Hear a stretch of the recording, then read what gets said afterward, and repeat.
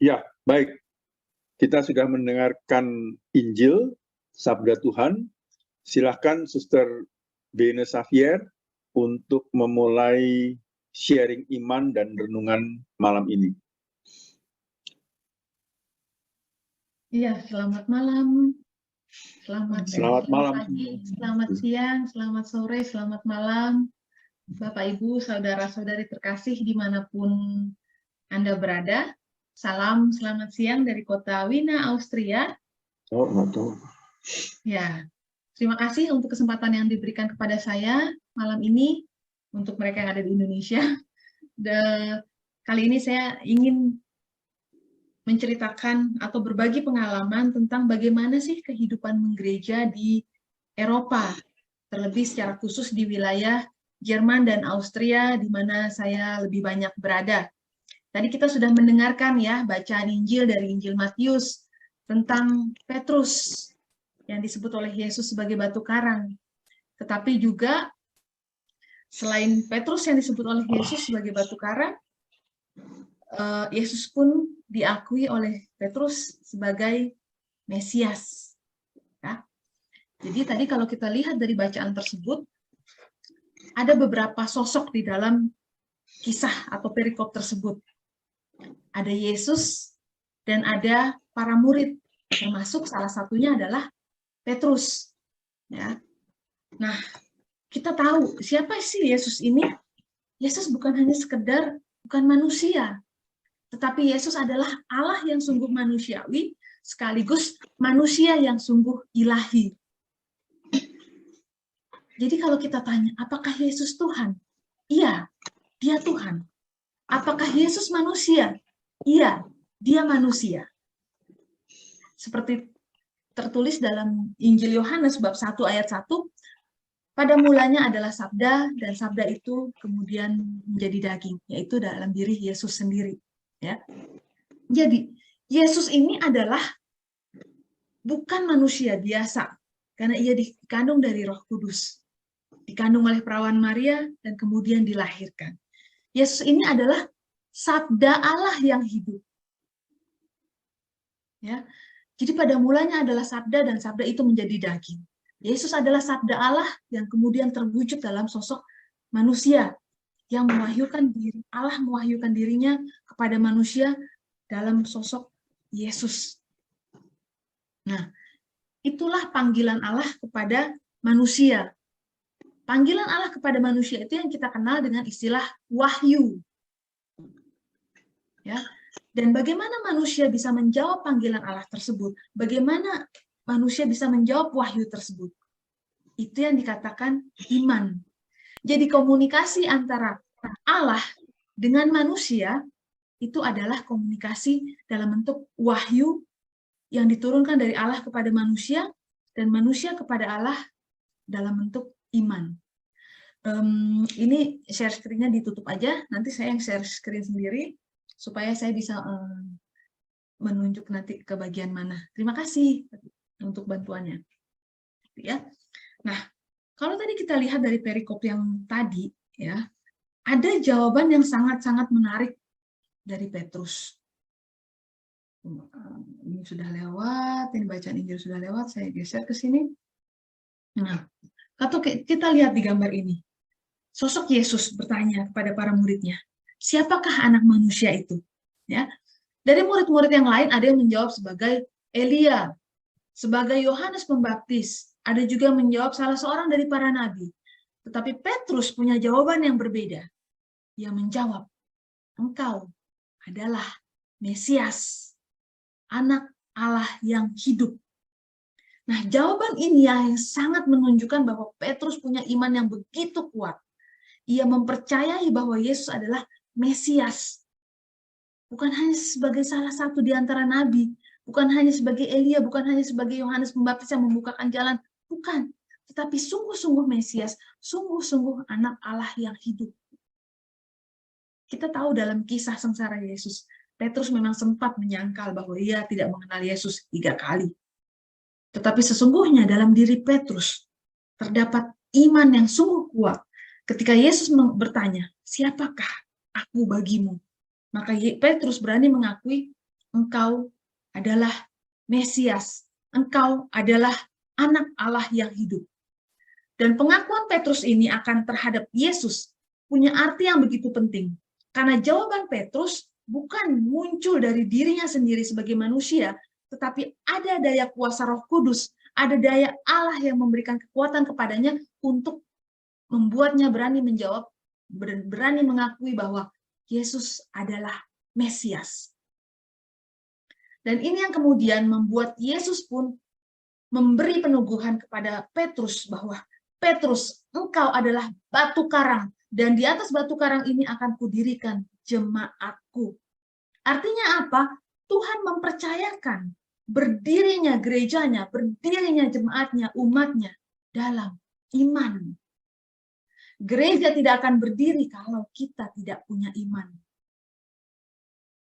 Gereja akan rapuh. Gereja akan hancur kalau di dalamnya kita sebagai orang-orang yang mengaku sebagai pengikut Kristus tidak punya iman seteguh batu karang. Ya. Dan ini sebetulnya yang diharapkan oleh Tuhan pada diri kita masing-masing, satu persatu dari kita sebagai ciptaan yang dicintainya, sebagai orang-orang person yang dikasihinya, yang begitu dicintainya. Dia mengharapkan kita berani menjawab bahwa Tuhan, Engkau juru selamatku. Karena dengan iman itu, dengan keberanian kita menjawab wahyu Allah bahwa Allah yang akan menyelamatkan hidup kita, gereja tidak akan pernah mati. Kita lihat di sini. Pengakuan Petrus bahwa Yesus adalah Sang Mesias sudah menjadi pengakuan yang sangat penting. Karena dengan pengakuan itulah, Petrus betul-betul mengakui bahwa Yesus adalah Putra Allah sendiri yang membawa keselamatan, dan dia mengatakan, engkau adalah Mesias. Dan jawaban ini yang menjadi berbeda dengan jawaban yang diberikan oleh para murid lainnya, yang hanya mengatakan bahwa, oh Yesus itu seperti Nabi, oh Yesus mungkin Yohanes Pembaptis, oh Yesus mungkin hanya salah satu dari para nabi yang lain, atau juga Elia. Dan Yesus meneguhkan pengakuan Petrus itu dengan mengatakan bahwa pengakuan itu bukanlah datang dari diri Petrus sendiri sebagai manusia, tetapi itu merupakan kuasa kasih Allah yang memberi kemampuan pada Petrus untuk mengakui bahwa Yesus adalah Putra Allah. Ya, kita lanjutkan lagi.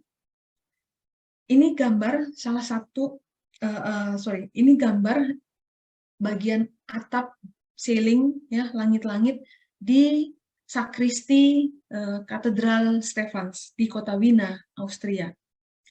Gambarnya adalah melukiskan kisah bagaimana Yesus digambarkan memberikan kunci kerajaan surga kepada Petrus. Ini gambaran dari perikop Injil yang tadi kita baca, dari Injil Matius, dan di situ Yesus mengatakan, engkau adalah Petrus, dan di atas batu karang ini aku akan mendirikan jemaatku, dan alam maut tidak akan menguasainya. Kepadamu akan kuberikan kunci kerajaan surga. Jadi kita lihat awal permulaannya di sini. Bagaimana Allah mewahyukan dirinya dalam diri Yesus sebagai anak manusia, dan Petrus sebagai perwakilan dari kita manusia yang sebagai ciptaan Allah mau menjawab wahyu Allah tersebut dengan penuh iman, dengan mengakui bahwa Yesus adalah Sang Mesias, Yesus adalah Sang Juru Selamat, Yesus adalah Putra Allah sendiri. Jadi dengan adanya wahyu dan iman terjadilah komunikasi antara Allah dengan manusia, karena tujuan Allah menciptakan manusia adalah untuk keselamatan manusia, dan dan manusia mau menjawab panggilan Allah tersebut, maka proses eskatologis, proses penyelamatan itu bisa terjadi. Tanpa jawaban dari manusia, rencana penyelamatan Allah terhadap dunia tidak akan terjadi. Ya. Nah, kita lihat kenapa Petrus digambarkan sebagai sosok batu karang. Kita tahu ada berbagai macam jenis batu. Ya. Kalau Petrus digambarkan sebagai sosok, sebagai batu karang, dan Yesus mengatakan, di atas batu karang ini akan kudirikan jemaatku. Kita tahu batu karang betapa kuatnya, walaupun dia dihantam jutaan kali, setiap kali dengan ombak, deru ombak yang begitu besar, tapi batu itu tidak hancur. Lain dengan batu kerikil, atau batu-batu kecil yang ada di pinggir jalan, yang setiap kali tergesek, dia akan hancur, yang setiap kali tertiup angin, dia akan mudah terbawa terbang, batu yang kecil, atau gampang hancur. Tapi batu karang, batu yang kokoh, batu yang kuat, batu yang tidak akan hancur dalam jangka waktu yang lama. Dan iman seperti inilah yang diharapkan oleh Tuhan kepada manusia, kepada kita sebagai ciptaan yang dicintainya.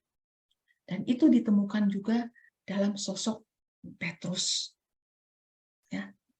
Nah, saya tidak akan berlama-lama dalam pembahasan renungan dari perikop ini, tapi saya ingin mengajak, mari kita semua lihat situasi gereja Katolik di Eropa. Ya, kenapa saya merasa penting untuk menjelaskan hal ini? Bulan lalu saya liburan ke Indonesia selama 5 minggu. Dan sebelum saya ke Indonesia, ya, saya masih ada di Austria, dan selama saya berada di Indonesia 5 minggu, hampir setiap hari saya menerima pertanyaan yang sama dari banyak umat Katolik di Indonesia. Pertanyaan yang serupa. Suster, betul nggak sih kalau gereja-gereja di Eropa itu kosong? Suster, betul nggak sih kalau gereja-gereja Katolik di Eropa itu sudah ditinggalkan umatnya? Betul nggak sih bahwa gereja sudah mati? Itu pertanyaan yang selalu saya terima.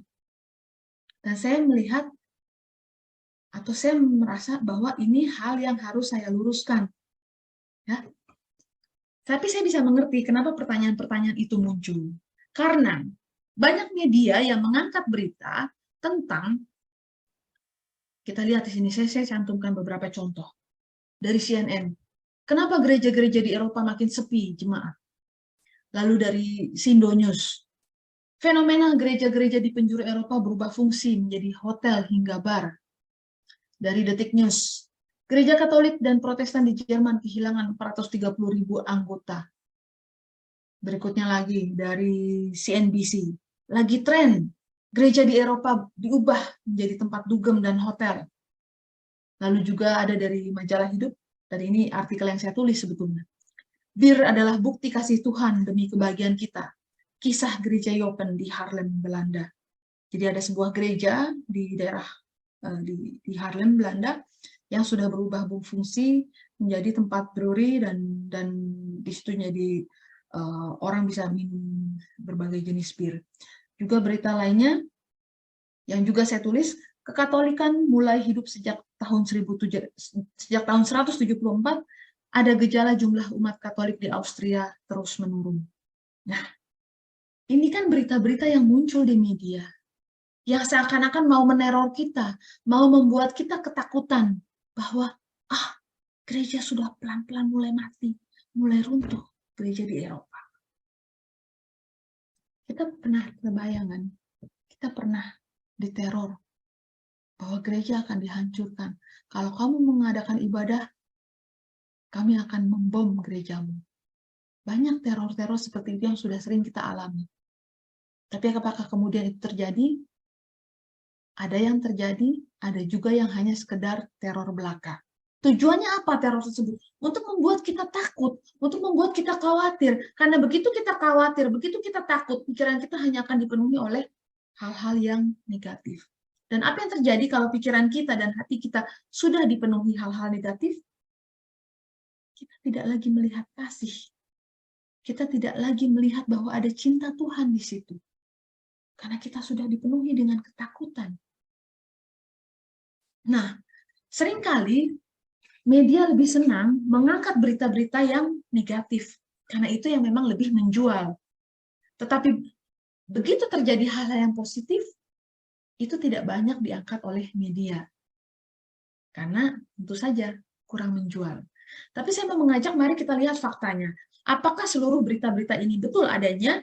Bagaimana sebetulnya kehidupan umat Katolik yang ada di Eropa, yang mungkin oleh sebagian umat Katolik di Indonesia atau di negara lain dilihat, oh ya, sudah mengerikan kondisi gereja Katolik di Eropa.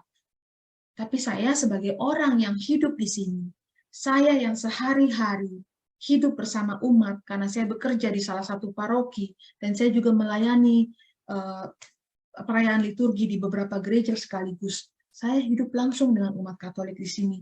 Saya tahu bagaimana perkembangan iman mereka. Saya tahu bagaimana mereka dalam kehidupannya menjalani kehidupan berimannya. Itu yang mau saya sharingkan. Kita lihat apakah berita-berita yang muncul ini betul adanya atau tidak. Ya, kita lihat. Realitanya yang ada. Bahwa gereja umat Katolik di seluruh dunia mengalami pertumbuhan. Ini berita yang kita dapatkan dari Surat Kabar Vatikan, ya, yang ditampilkan pada 2023, hasil survei pada akhir tahun 2021, bahwa umat Katolik di seluruh dunia mengalami peningkatan 1,3% dari jumlah 1,360 miliar menjadi 1,376 miliar. Nah, itu mengalami peningkatan 1,3%. Itu jumlah umat Katolik di seluruh dunia. Sedangkan di beberapa benua, lebih angka spesifiknya di Asia mengalami peningkatan 1,8%, Afrika 2,1%, dan Eropa sendiri 0,3%. Jadi kalau sering beredar berita bahwa gereja-gereja Katolik di Eropa kosong, nggak ada umatnya, yang datang hanya yang sepuh-sepuh, paling 1, 2, 3 orang yang datang. Kenyataannya, berdasarkan angka statistik, jumlah umat Katolik di seluruh dunia mengalami peningkatan. Tentu ini menjadi suatu berita yang menggembirakan bagi kita. Ya. Informasi tambahan bahwa sayangnya jumlah penambahan umat Katolik di seluruh dunia ini tidak diikuti dengan peningkatan jumlah panggilan. Sebaliknya, jumlah panggilan untuk menjadi imam, biarawan, biarawati justru semakin tahun semakin mengalami penurunan. Dan itu memang fakta. Kita lihat, apa sih yang menyebabkan kalau orang-orang bilang, gereja-gereja di Eropa itu kok kelihatannya kosong sih? Banyak orang-orang kita, orang umat Katolik di Indonesia yang kemudian sedang berlibur nih, misalnya ke Eropa, ya kan? Kemudian mereka datang ke satu gereja, kecenderungannya kan mereka akan mengunjungi gereja yang ada di pusat-pusat kota. Nah, begitu dilihat, kok gerejanya kosong? Wah, langsung berita yang muncul di Indonesia adalah, saya kemarin ke Eropa, ke negara A, B, C, di sana gerejanya kosong, umatnya cuma sedikit. Wah, mengerikan situasinya. Lalu berita itu menyebar dari mulut ke mulut, dan akhirnya muncul penilaian bahwa gereja Katolik di Eropa sudah mulai mati secara perlahan-lahan. Tapi kita lihat faktanya, bahwa sebetulnya kapasitas gereja dalam arti bangunan itu jauh lebih banyak daripada jumlah umatnya. Ya.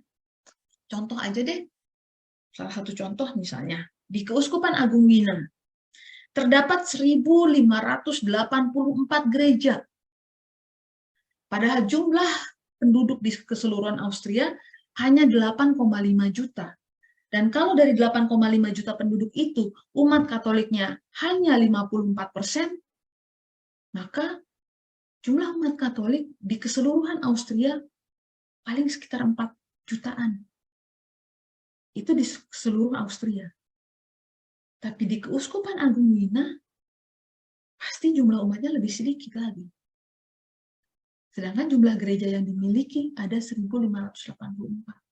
Maka tidak heran kalau kita melihat gereja-gereja itu terkesan seolah-olah kosong. Bukan berarti umatnya yang meninggalkan gereja, bukan berarti orang-orang itu tidak lagi beriman kepada Kristus, tetapi karena memang jumlah gerejanya jauh lebih banyak daripada jumlah penduduk, daripada jumlah umat. Kita tidak bisa membandingkan dengan situasi di Indonesia, atau misalnya di Jakarta deh. Ya, berapa sih jumlah umat Katolik di Jakarta? Ribuan. Tapi berapa jumlah gereja yang dipunya? Terakhir kalau nggak salah datanya 69 paroki ya. Katakanlah 69 gereja. Maka tidak heran kalau di Jakarta dalam satu hari Minggu itu bisa ada 3, 4, 5 kali misa. Sedangkan di gereja-gereja di Eropa rata-rata hari Minggu ya udah 1 atau paling tidak 2 atau paling banyak 3 kali misa, itu sudah banyak sekali 3 kali misa. Tapi banyak gereja yang hanya mengadakan 1 kali misa. Nah, jadi perbandingannya memang tidak apple to apple kalau umat Katolik di Indonesia lalu pergi ke Eropa melihat gereja kosong lalu langsung menganggap oh umat Katolik di Eropa itu sudah tidak lagi beriman. Itu terlalu cepat memberi penilaian seperti itu. Ini data yang berhasil saya kumpulkan dari berbagai sumber. Kita lihat beberapa contoh negara-negara di Eropa, ya. Ini tidak semuanya tentunya. Tapi contoh kita lihat Austria. Persentase umat Katoliknya ada 54%. Nah, itu kurang lebih sejumlah 4,6 juta. Dan berapa jumlah gereja yang ada di Austria? 4.000 gereja. Bayangkan, ada 4.000 gereja untuk rata-rata 4,6 juta umat. Perbandingan yang sangat berbanding terbalik dengan kondisi umat Katolik di Indonesia. Di Belanda, 21,7%. Walaupun terlihat sedikit, tetap ini adalah angka mayoritas umat beragama. Kita tahu di Belanda sudah banyak yang kemudian memang meninggalkan agama, ya, tetapi untuk kalangan beragama, Katolik tetap masih menempati berada pada posisi mayoritas 21%. Dan jumlah keseluruhannya kurang lebih rata 3,7 juta. Dari 3,7 juta umat, mereka memiliki jumlah gereja 1.303. Ya. Nah, kalau kita pernah mendengar atau pernah membaca berita-berita di media, oh gereja di Belanda sudah berubah fungsi menjadi bar, gereja di Belanda sudah berfungsi menjadi hotel, sudah berubah fungsi menjadi sekolah TK dan lain-lain sebagainya. Betul, itu ada. Tetapi jangan langsung membuat kita khawatir, langsung membuat kita panik seolah-olah gereja sudah kehilangan fungsinya, matilah gereja Katolik. Bukan seperti itu. Karena dari jumlah 1.303 gereja yang ada di Belanda, itu mungkin hanya sekian gereja yang beralih fungsi. Saya yakin jumlahnya tidak lebih dari 1%.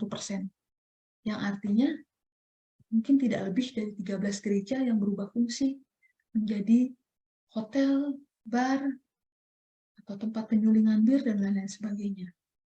Apakah kita mau khawatir hanya karena sedikit gereja yang berubah fungsi, sedangkan masih banyak gereja yang berfungsi sebagaimana mestinya? Dan di Belanda sendiri pun yang kita tahu, misalkan di Amsterdam, bagaimana sekulernya kehidupan di sana, tapi di Amsterdam juga masih ada tempat-tempat untuk orang bisa melakukan ziarah. Ada salah satu tempat di sana di tengah-tengah kota Amsterdam, di mana dulu di abad ke-13 pernah terjadi mukjizat Ekaristi, dan di tempat itu sampai sekarang, setiap hari masih banyak umat datang ke sana untuk berziarah, untuk merayakan Ekaristi, dan juga untuk melakukan adorasi. Ya. Kemudian di Perancis, diperkirakan jumlahnya 41-88%. Atau kalau dilihat dari jumlahnya 27 juta sampai 58 juta penduduk yang beragama Katolik. Dengan jumlah bangunan gereja 45.000. Loh, kenapa kok di sini nggak ada angka persentase pastinya? Kok ditulis 41-88%? Sedangkan di negara-negara lain bisa diketahui dengan jelas misalnya persentasenya berapa. Saya perlu menjelaskan tentang kondisi di Perancis. Di Perancis tidak terdata atau tidak terdeteksi berapa jumlah umat beragama. Suatu ketika saya pernah mewawancarai pastor paroki di Katedral Lisieux, tempat di mana dulu Santa Teresia Lisieux setiap hari mengikuti perayaan Ekaristi di gereja tersebut. Saya bertanya pada pastor parokinya, berapa jumlah umat Katolik di sini? Lalu jawabannya sangat menarik bagi saya, karena dia menjawab, siapa yang tahu jumlah umat Katolik di sini? Siapa yang bisa mengukur kadar keimanan seseorang? Artinya apa? Kita tidak pernah tahu bagaimana isi hati seseorang, bagaimana seseorang menjalani keimanannya, kita tidak bisa mengukurnya. Bisa jadi hari ini kita orang yang sangat beriman, sangat percaya pada Tuhan. Besok kita mengalami satu musibah, lalu kita berubah menjadi orang yang tidak lagi percaya pada Tuhan. Itu sangat mungkin terjadi. Jadi pastor paroki itu mengatakan, tidak ada yang bisa mengetahui bagaimana kadar keimanan seseorang. Hanya orang itu tersebut yang tahu, yang bisa tahu. Bahkan mungkin dia pun tidak tahu, hanya Tuhan yang tahu.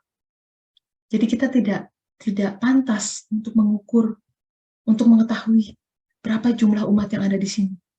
Tapi bahwa setiap hari banyak orang datang ke sini untuk merayakan Ekaristi dan untuk berdevosi, doa rosarius setiap hari, ya itu banyak. Tapi saya tidak mau mengatakan bahwa mereka yang datang ke sini semuanya punya iman yang teguh, dan mereka yang tidak datang ke sini berarti tidak memiliki iman yang teguh. Itu bukan penilaian yang pas. Itu kurang lebih yang dijelaskan oleh pastor paroki tersebut ketika saya mewawancarainya. Dan bagi saya itu jawaban yang sangat menarik, karena juga menyadarkan saya untuk tidak langsung begitu saja, tidak begitu mudah untuk memberikan penilaian bagaimana seseorang dalam menjalankan keimanannya. Kemudian di Spanyol, dengan angka 52,9%. Dari angka 52,9% ini tercatat bahwa yang aktif hanya 19,2% dan yang pasif 33,7%. Dan diperkirakan jumlah umat Katoliknya 33 juta dan memiliki gereja sejumlah 23.000. Untuk negara Slovakia sendiri masih tetap mayoritas Katolik, yaitu 56%. Saya tidak mendapatkan datanya berapa jumlah bangunan gereja yang ada di Slovakia, tapi Polandia masih tetap dikenal sebagai negara dengan mayoritas umat Katolik yang memiliki persentase 93% atau jumlah umat Katoliknya sekitar 32 juta dengan memiliki jumlah gereja 10.000 gereja. Bayangkan, di negara yang sudah mayoritas Katolik saja yang 93% penduduknya adalah umat Katolik, mereka memiliki 10.000 gereja hanya untuk 32 juta umat. Nah, kalau kita lihat dari data-data ini, sangat tidak fair menurut saya kalau kita membandingkannya dengan situasi di Indonesia. Kita yang merasa bahwa oh kalau di Indonesia misa setiap hari Minggunya bisa ada 4-5 kali dan itu selalu penuh. Ya karena kita yang memiliki jumlah bangunan gereja yang sangat sedikit. Dan kita tahu bagaimana kesulitan kita untuk mendirikan sebuah gereja di Indonesia. Seringkali kita membutuhkan waktu yang lama untuk bisa mendapatkan izin mendirikan atau merenovasi gereja. Sedangkan di wilayah Eropa, yang memang sudah sejak berabad-abad lalu, mayoritas adalah Katolik. Gereja-gereja di sini kebanyakan memang sudah dibangun sejak berabad-abad tahun yang lalu. Jadi gerejanya banyak, sedangkan jumlah umatnya semakin sedikit. Ya, jadi tidak heran kalau kita melihat gereja itu terkesan seolah-olah kosong. Lalu kita lihat juga, jumlah umat di pinggiran kota atau desa-desa masih jauh lebih banyak daripada jumlah umat di gereja di tengah kota besar. Ini yang saya alami baik di Jerman ataupun di wilayah Austria. Karena banyak umat yang merasa, saya lebih baik pergi ke gereja-gereja yang ada di pinggiran kota. Karena kalau saya pergi di tengah-tengah kota, itu kebanyakan turis. Jadi saya akan merasa terganggu kalau saya beribadah ke sana. Maka untuk penduduk-penduduk asli di sini, mereka akan lebih cenderung bergabung dengan salah satu paroki yang memang posisi gerejanya bukanlah di tengah-tengah kota. Sedangkan para turis, termasuk juga turis Indonesia, kebanyakan atau umumnya datang ke gereja yang ada di tengah-tengah kota. Sehingga tidak heran kalau ketika datang, kemudian menemukan gerejanya, kok umatnya sedikit. Gitu. Ya. Kemudian, nah ini salah satu momen yang terjadi di wilayah Eropa, terutama juga Austria dan Jerman, pada setiap perayaan tubuh dan darah Kristus atau Fronleichnam di sini disebutnya. Ya. Tradisi ini masih terus berjalan setiap tahunnya, bahwa sakramen Maha Kudus ini akan diarak berkeliling kota. Dan kita bisa lihat melalui dua foto ini bagaimana banyaknya umat yang ikut dalam prosesi tersebut. Nah, kalau kita melihat foto ini, apakah kita masih akan tetap mengatakan bahwa gereja Katolik di Eropa tidak ada lagi umatnya? Bahwa umat Katolik di Eropa sudah mulai meninggalkan gereja? Apakah kita masih akan mengatakan seperti itu? Kalau kita lihat salah satu contoh dari foto ini. Ini foto yang memang saya ambil dari internet. Tapi saya sendiri punya foto-foto yang saya ambil secara pribadi karena saya memang mengikuti beberapa proses perarakan sakramen Maha Kudus, baik di Wina, Austria, dan juga di salah satu desa kecil di Provinsi Bayern di Jerman. Dan pada saat itu memang saya lihat begitu banyak umat yang ikut dalam prosesi. Ya. Kalau kita lihat, penurunan jumlah umat hanyalah angka statistik. Jadi kalau di wilayah Jerman dan Austria, dan mungkin juga beberapa wilayah negara Eropa lainnya, ketika seseorang itu datang atau mendaftarkan diri ke kantor kependudukan, katakanlah semacam itu, dia akan ditanya agamanya apa. Lalu ketika seseorang menyebut agamanya adalah Kristen atau Katolik, maka dia akan mendapatkan suatu tanggung jawab yang dikatakan sebagai Kirchenbeitrag. Kirchenbeitrag itu apa? Kalau diterjemahkan ke dalam bahasa Indonesia artinya kontribusi gereja. Kontribusi gereja itu artinya kontribusi secara material yang bisa diberikan oleh seseorang untuk keberlangsungan gereja. Ya. Nah, makanya dari angka itu bisa terlihat berapa jumlah orang yang terdaftar sebagai anggota gereja atau yang tidak. Karena ketika seseorang akhirnya memutuskan atau melaporkan diri, oke, saya keluar dari keanggotaan saya sebagai anggota gereja, maka dia akan terlepas dari kewajiban membayar Kirchenbeitrag ini. Nah, Kirchenbeitrag atau kontribusi gereja yang sebetulnya memiliki makna positif, sayangnya dalam kehidupan sehari-hari orang menyebutnya dengan begitu mudah sebagai pajak gereja. Padahal kata kontribusi dan kata pajak punya dua makna yang berbeda. Kontribusi itu memiliki makna atau kesan yang lebih positif sebagai suatu bentuk kerelaan, sedangkan pajak seringkali dianggap sebagai sesuatu yang lebih mengikat, yang mewajibkan kita, yang menjadi suatu beban. Gitu, ya. Jadi bukan berarti bahwa seseorang yang mengatakan dirinya mundur atau melepas keanggotaannya sebagai anggota gereja dan tidak lagi membayar tanggung jawab Kirchenbeitrag ini, bukan berarti dia 100% meninggalkan gereja Katolik. Pada realitanya ada banyak orang juga yang karena dia demi melepaskan tanggung jawab membayar Kirchenbeitrag itu, dia menyatakan diri keluar dari gereja Katolik, tapi dalam realitanya orang tersebut masih tetap menjalankan iman Katoliknya. Atau sebaliknya, tetap seseorang membayar Kirchenbeitrag tersebut, tetapi dalam hidup sehari-harinya dia tidak menjalankan iman Katoliknya. Sehingga kita tidak bisa mengetahui dengan jelas berapa sebetulnya jumlah umat Katolik yang ada. Kalau yang tadi yang saya sebutkan pada slide sebelumnya, jumlah umat Katolik tersebut itu hanya angka statistik. Lagi-lagi kita tidak bisa mengukur kadar keimanan seseorang, ya, karena itu bukan suatu yang kuantitatif, melainkan sesuatu yang sifatnya kualitatif, gitu. Lalu, dalam perayaan atau prosesi liturgi tertentu, terlihat banyaknya umat yang masih menjalankan ibadah. Salah satu contohnya tadi, foto yang sebelumnya saya tunjukkan, bagaimana ketika prosesi perarakan sakramen Maha Kudus setiap tahunnya dalam peringatan Hari Raya Tubuh dan Darah Kristus, itu begitu banyak umat yang turun ke jalan. Itu menunjukkan juga bahwa masih banyak penganut Katolik. Saya tampilkan salah satu foto, ini baru saja terjadi kemarin.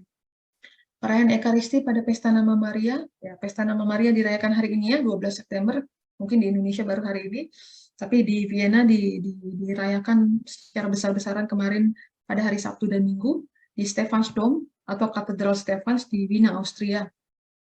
Kita lihat dari foto tersebut. Apakah gereja ini kosong?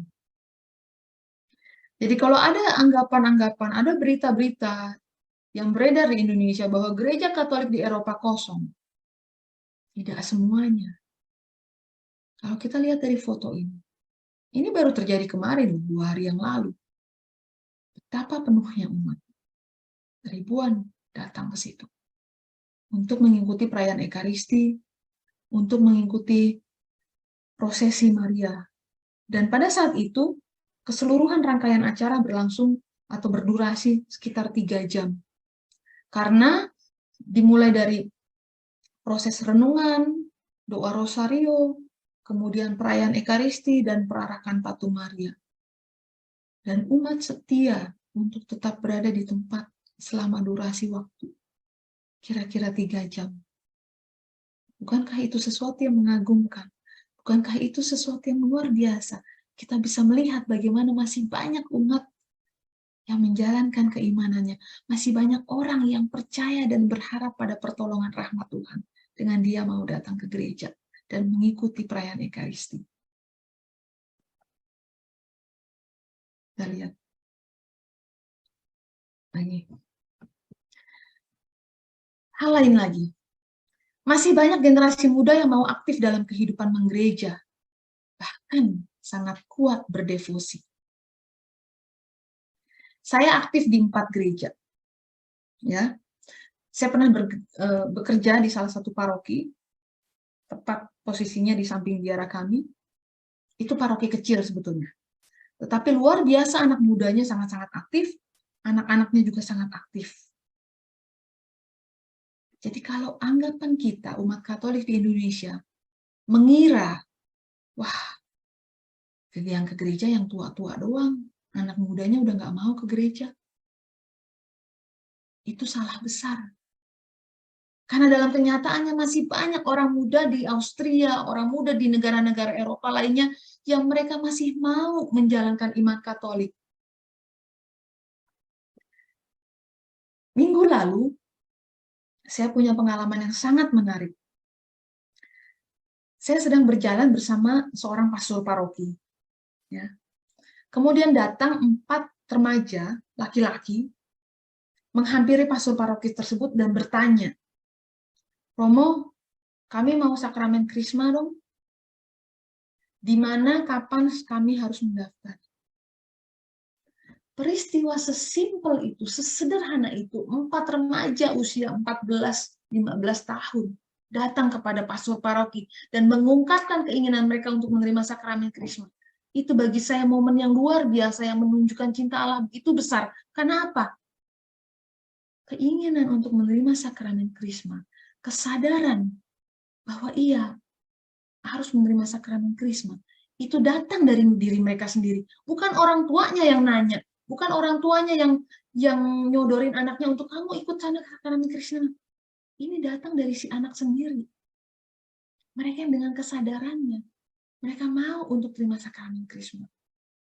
Dan bagi saya, itu menjadi satu tanda yang luar biasa bahwa, hey, masih ada harapan di gereja Katolik di Eropa. Lihat anak-anak muda ini.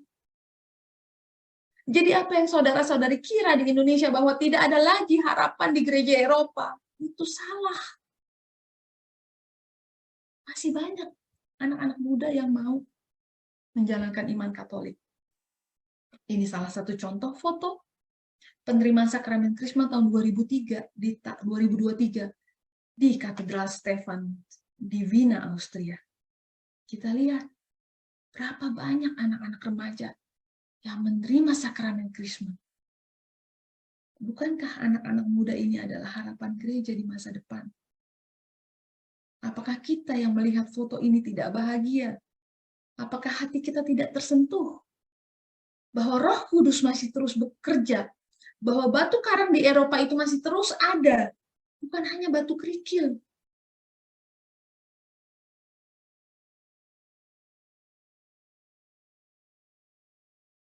Ini foto lainnya lagi.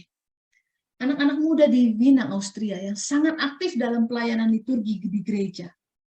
Mereka sangat mencintai Ekaristi dan sangat berdevosi kuat pada Bunda Maria. Mereka adalah teman-teman saya. Satu grup dengan saya dalam pelayanan liturgi di Katedral Stefans. Dan saya begitu bangga pada mereka karena saya kenal mereka sebagai orang-orang yang sangat kuat dalam beriman. Mereka begitu rajin dalam pelayanan di gereja, mereka begitu mencintai Ekaristi dan begitu kuat berdevosi rosario. Dan itu ternyata yang lebih membuat saya kagum adalah pertumbuhan iman mereka itu bukan karena keluarganya juga menumbuhkan itu dalam diri mereka. Saya sempat ngobrol dengan satu persatu di antara mereka. Saya mengira mereka menjadi orang yang sangat religius karena keluarganya juga adalah orang tua atau saudara-saudarinya yang juga sangat religius. Ternyata tidak. Setiap kali saya bertanya, ngobrol sama mereka, mereka menjawab, enggak, Ben, saya aja begini yang di keluarga. Bapak ibu saya juga nggak pernah ke gereja, nggak tahu ke gereja. Menarik bagi saya bahwa anak-anak muda ini tumbuh dari keluarga yang bukan, yang iman Katoliknya tidak begitu kuat, tapi mereka tetap tumbuh dalam keimanan secara begitu kuat.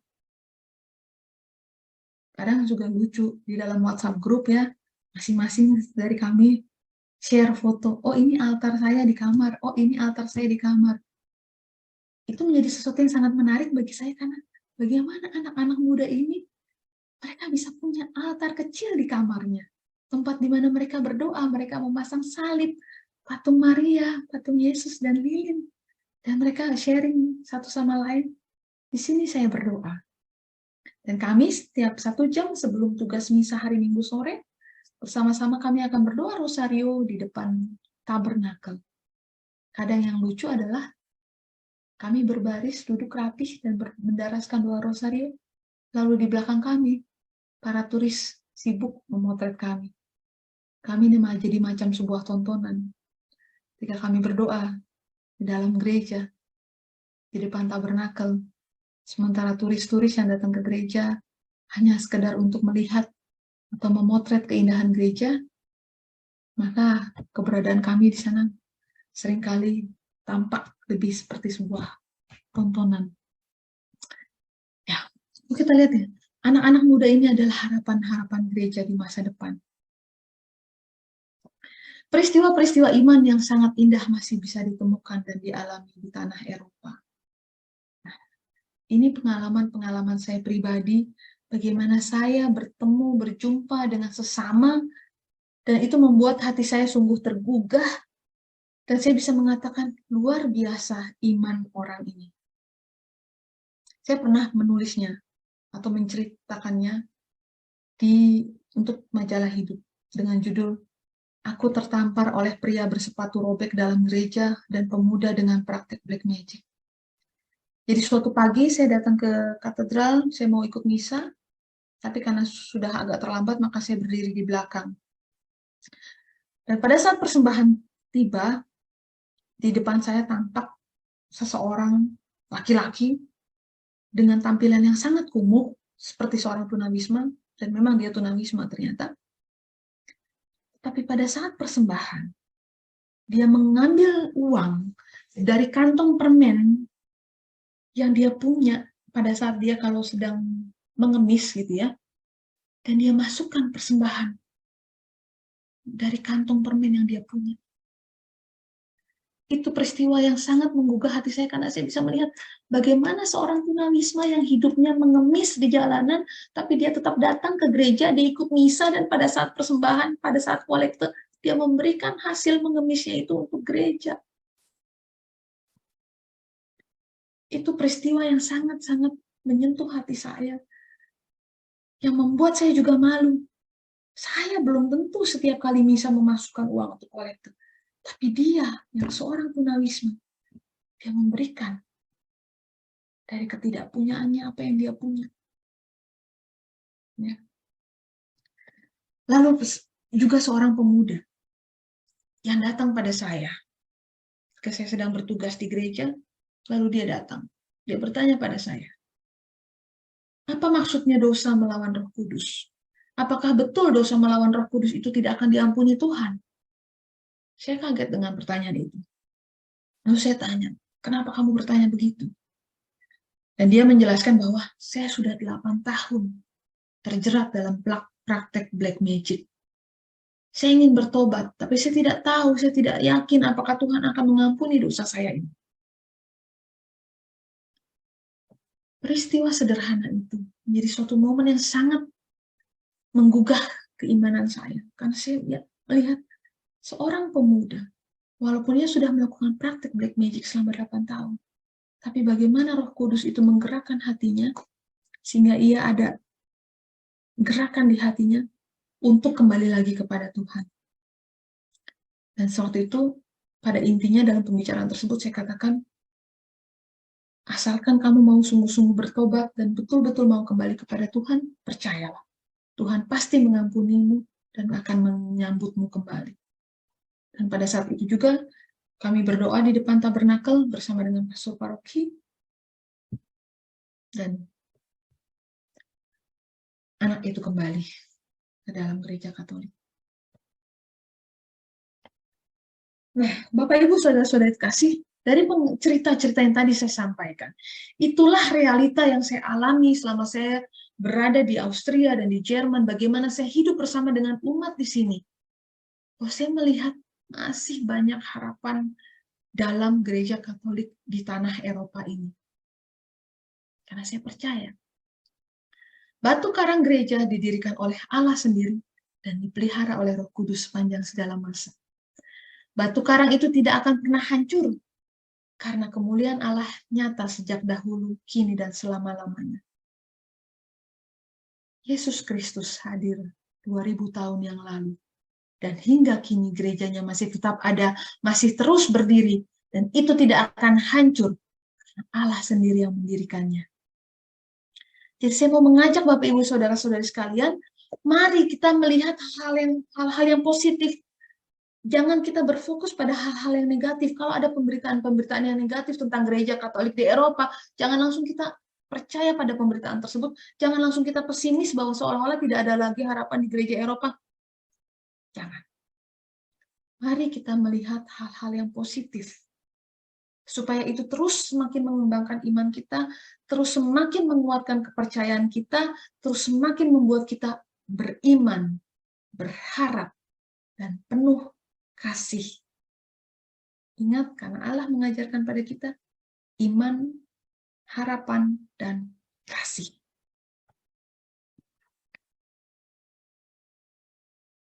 Kalau gereja-gereja di Belanda atau gereja-gereja di negara lain di Eropa bisa berubah fungsi menjadi bar, menjadi restoran, diskotik, sekolah, jangan khawatir. Gereja, di sini saya kasih tanda huruf kecil, bangunan, bisa saja kosong dan bisa dijual. Tapi iman kita yang tidak bisa dijual, jangan kita biarkan iman kita kosong, apalagi sampai terjual. Jadi jangan khawatir, kalau hanya bangunan gereja yang rusak, hanya bangunan gereja yang hancur, dirubuhkan, atau lain sebagainya berubah fungsi. Jangan khawatir, jauh lebih penting yang ada di dalam hati kita. Bagaimana kita beriman kepada Allah, bagaimana kita punya kepercayaan itu, iman, harapan, dan kasih. Itu yang harus menjadi batu karang kita, yang tidak boleh kita biarkan menjadi kosong, apalagi sampai terjual. Dan kalau kita dalam perikop Injil tadi, kita tahu Petrus sebagai batu karang, di mana Yesus mendirikan jemaatnya.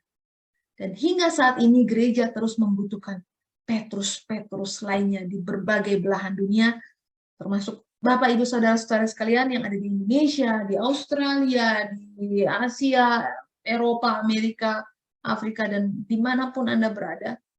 Jadilah Petrus, jadilah batu karang untuk gereja dimanapun Anda berada. Karena kita tidak bisa mengubah gereja kalau tidak dari diri kita sendiri. Kita tidak bisa membuat gereja menjadi terus hidup dan terus berkembang kalau dari diri kita sendiri tidak bertumbuh iman, harapan, dan kasih. Nah, pertanyaan refleksi kita malam ini adalah, maukah saya juga menjadi Petrus? Kita semua dipanggil untuk menjadi batu karang, untuk punya iman yang teguh, agar gereja kita terus punya harapan, terus tumbuh di seluruh dunia, membawa kebaikan bagi sesama. Dan dengan begitulah cara kita mewujudkan kerajaan Allah. Terima kasih. Luar biasa, Sister Bene. Dengan satu tabel tentang statistik aja, kita sudah bisa mendapat satu gambaran yang valid untuk merubah persepsi dan mindset kita tentang kondisi gereja di Eropa. Jadi jumlah gereja, jumlah populasi di satu negara atau di satu kota itu memang sangat berbeda dengan yang ada di Indonesia. Lalu juga tadi fakta-fakta yang suster alami, ceritakan, sharingkan, itu sungguh memberikan satu gambaran yang luar biasa. Iya, kita biasanya jam 20.30 itu menutup dengan doa dulu, supaya teman-teman atau yang hadir, yang punya kegiatan lain, tidak terlalu malam. Lalu kalau Suster Bene masih punya waktu, mulai 20.30 sampai jam 21 waktu Jakarta, kita berbincang-bincang lebih santai. Tapi ini masih ada sekitar 10 menit. Silahkan kalau ada Bapak Ibu yang mau memberikan sharing atau mau memberikan reaksi spontan. Ini Bapak Harsono sudah tidak sabar dari tadi. Silakan Pak. Terima kasih Bro Aradi, terima kasih Suster. Saya tercerahkan dalam pengertian, diluruskan pengertian tentang mundurnya gereja Katolik di Eropa. Bahkan kita mendoakan juga. Jadi terima kasih atas insight dan dengan kesaksian langsungnya. Apalagi Suster fresh 5 minggu di Jakarta, sehingga ini up to date sekali. Jadi saya tergelitik tapi belum bisa menjawab pertanyaan Suster, apakah kita menjadi Petrus, seperti Petrus? Ya, saya pribadi menuju ke sana, tetapi saya menolak Yesus enggak 3 kali sebelumnya berkokok, 3 kali, 3 kali, 3 kali, 3 kali, 3. Artinya, ya masih dalam perjalanan. Pertanyaan sangat bagus dengan ilustrasi singkat mengenai kerikil dan batu karang. Ini saya sangat terkesan. Tapi insight dengan kesaksian langsung ini yang mungkin juga mencerminkan saya pribadi juga ya. Saya teringat, jangan-jangan saya juga menilai katolisitas, iman Katolik dengan praktek lahiriah ya. Atau mungkin agak belagak sok, wah saya tahu seperti orang Farisi, banyak aturan, tapi ternyata enggak. Ya maksudnya seperti Petrus, maunya sih sekuat iman, seperti karang, tetapi ya tadi itu 3 kali 3 kali 3 kali 3 nolaknya gitu. Terima kasih Suster atas informasinya. Iya, Bapak Ibu yang lain, Suster mau memberi tanggapan, silakan. Iya, nggak apa-apa Pak. Kalau Petrus itu menyangkal Yesus 3 kali, mungkin kita seperti tadi Bapak bilang, kita bukan hanya 3 kali, tapi 3 kali 3 kali 3 kali 3 terus nggak tahu sampai berapa kali. Mungkin kita jauh lebih sering menyangkal Yesus ya. Tapi tetap yang terpenting adalah pertobatan. Kita kembali lagi, dan yang penting kita percaya bahwa kalau kita betul-betul bertobat, Tuhan pun mengampuni kita, dan kita percaya bahwa Tuhanlah juru selamat. Seperti tadi pengalaman pemuda yang datang pada saya, yang melakukan praktek black magic 8 tahun. Dia menceritakan bahwa dia selama 8 tahun juga sudah berulang kali berusaha bertobat, tapi ternyata kembali lagi, bertobat lagi, kembali lagi, ternyata balik lagi selalu ke praktek black magic. Dan bagi saya yakin Tuhan pasti mau mengampuni pemuda tersebut. Karena dengan dorongan dia mau datang ke gereja, dia merasa diri berdosa, itu sudah pasti suatu dorongan iman. Karena tanpa iman tidak mungkin dia merasa diri berdosa. Ya, ini ada dari Bu Kathy Dere, tapi beliau sudah harus live dulu, tapi mengapresiasi sharingnya itu meneguhkan iman. Lalu dari Bu Angela Yusmario, mungkin mau menanyakan langsung Bu Angela. Mungkin Suster bisa lihat juga di chat. Suster Bene, apakah ada dewan paroki di mana di dalamnya salah satunya ada lingkungan dari umat gereja tempat di mana suster berkarya melayani? Iya, kalau paroki-paroki di sini memang ada semacam dewan parokinya. Tetapi di sini tidak ada sistem seperti di Indonesia yang namanya wilayah dan lingkungan. Gitu. Tapi bahwa dewan parokinya ada dan dengan tugas-tugas yang katakanlah hampir mirip juga dengan bagaimana tugas-tugas dewan paroki di Indonesia. Gitu. Cukup, Bu Angela? Ada Bu Marcella juga berterima kasih untuk sharing suster. Silakan Bapak Ibu yang lain, masih ada waktu 7 menit untuk kita berdoa penutup, dan tapi masih ada 30 menit lagi setelah itu untuk Pak Saka Abadi itu. Silakan Pak Saka. Di-unmute dulu Pak Saka. Ya. Terima kasih. Maaf, saya tidak bisa buka video ini karena ada pekerjaan lain. Terima kasih, Suster Bennett. Bagus sekali nih, presentasi dan renungannya. Jadi banyak juga kami belajar bagaimana perkembangan yang saya kira kadang-kadang agak berbeda, Pak, informasinya. Ya, toh? Kemudian pertanyaan saya adalah, kalau memang jumlah umat Katolik itu masih bertumbuh, dalam hal ini tentu yang kita konsentrasikan dalam pembicaraan kita kan di Eropa, ya, di tempat Suster Bennett memang berkarya, ya. Nah, apa yang harus dilakukan berdasarkan pengetahuan Suster Bennett untuk bisa meningkatkan lagi pertumbuhan itu, bukan hanya 0,3% atau berapa persen begitu. Ya, kalau bisa sama atau sedikit di bawah Indonesia pertumbuhannya, atau kalau boleh seperti di Afrika pertumbuhannya, walaupun itu kan masih jauh sekali. Nah, itu pertama. Apakah sudah ada rencana ke sana? Ini kan harus direncanakan. Dan perencanaannya harus baik dan harus bisa diterapkan secara, kalau menurut saya, mungkin sedikit juga ada faktor ilmiahnya gitu kan. Ya, di samping faktor yang tadi sudah dibahas, faktor teologis ya. Karena ini kan berperan penting juga. Pertanyaan yang kedua, masih dalam rangkaian pertanyaan ini, bagaimana sebenarnya? Apakah suster, frater, romo di sana, selain mempelajari teologi, filosofi, dan sejenisnya, juga mempelajari sosiologi. Ya, sebab sosiologi itu penting sekali.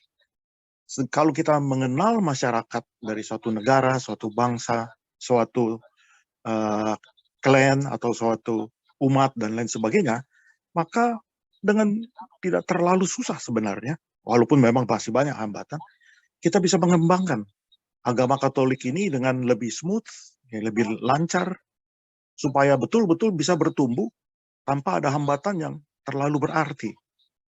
Ya, jadi sosiologi penting, cara berpikir anak-anak muda di sana, yaitu cara mereka merenungkan hari depan kehidupan mereka, dan seterusnya dan seterusnya. Nah, bagaimana, Suster? Sebab saya perlu pencerahan Suster juga nih, yang betul-betul menguasai keadaan di sana. Ini hanya sekedar cetusan pemikiran saja. Terima kasih, Suster ya. Iya, terima kasih Pak Saka Abadi.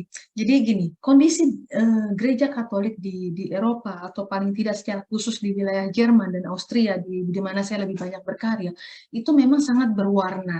Ya, berwarna dalam arti stylenya tuh ada macam-macam. Ya, jadi seperti kita tahu, kalau di Eropa, ini kan kekatolikannya sudah ada sejak abad-abad awal.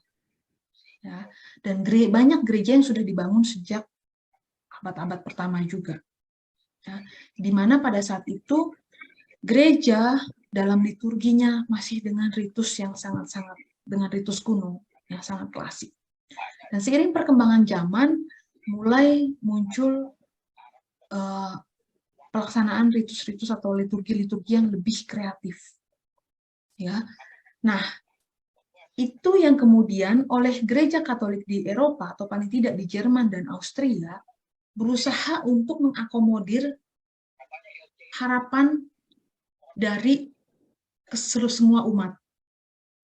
Jadi kalau kita berada di Eropa, kita akan menemukan gereja di mana di situ masih menjalankan Tridentin Latin Mass, misalnya, ya, misa dengan ritus Latin kuno.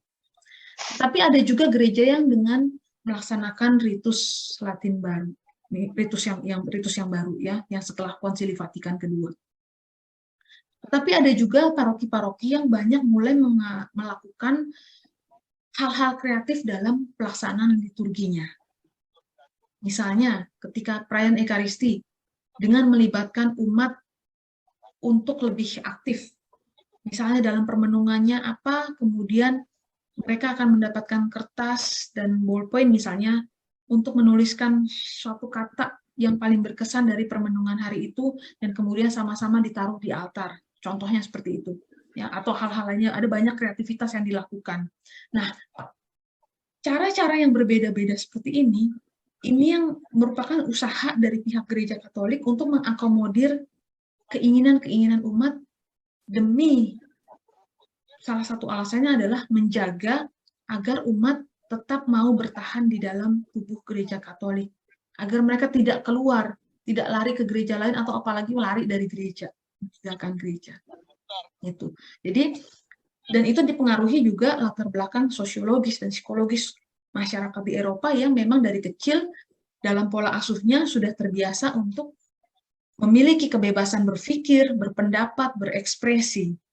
Jadi termasuk juga dalam pelaksanaan peribadatan pun, kebebasan berpikir, berekspresi ini juga berusaha untuk diberi ruang, sehingga kita bisa menemukan di gereja-gereja yang berbeda dengan gaya yang berbeda-beda.